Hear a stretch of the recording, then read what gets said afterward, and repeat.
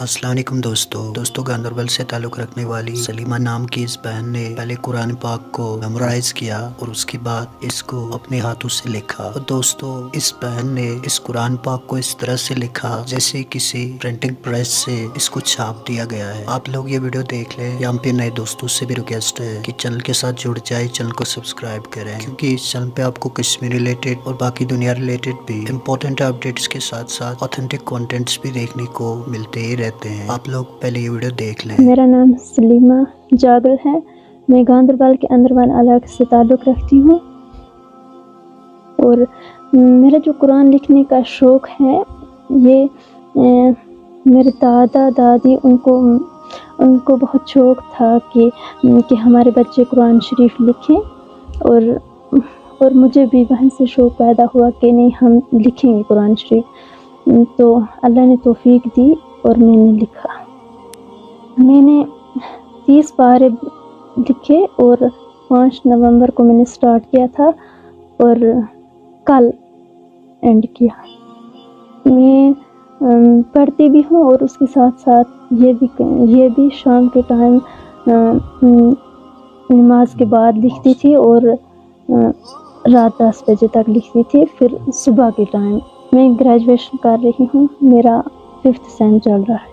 میں نے قرآن کی تعلیم مولوی مشتاق صاحب سے حاصل کی، جو یہیں ہمارے گاؤں کے ہیں۔ جی میں بہت خوش ہوں اور اللہ کا بہت بہت شکر کہ اللہ نے مجھے اس کام کے لیے چنا، اور خاص کر کے اس میں میرے بابا میرے پورے گھر والوں نے بہت سپورٹ کی میرے ساتھ۔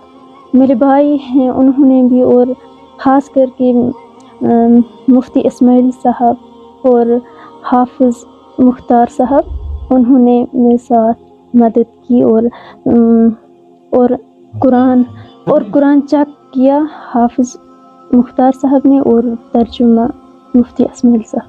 میں جب یہ لکھتی تھی، قرآن اٹھاتی تھی، تب میرے کوئی بھی ایسے نہیں کہتا تھا کہ یہ کام ہے وہ کام ہے۔ وہ خوش ہوتے تھے مجھے دیکھ کر کہ ہماری بچی قرآن لکھ رہی ہے، اور مجھے بہت زیادہ سپورٹ کرتے تھے۔ مجھے کبھی جب میں قرآن لکھتی تھی، مجھے کبھی کسی نے کچھ بھی نہیں کہا کہ یہ کام ہے وہ کام ہے، نہیں، ایسے کبھی نہیں کہا، اور مجھے دیکھ کے خوش ہوتے تھے۔ میرا یہ شوق تھا کہ میں رمضان سے پہلے قرآن شریف کو قلم بند کروں، اور اللہ کا بہت بہت شکر کہ اللہ نے مجھے توفیق دی کہ میں نے رمضان سے پہلے قرآن شریف کو قلم بند کیا۔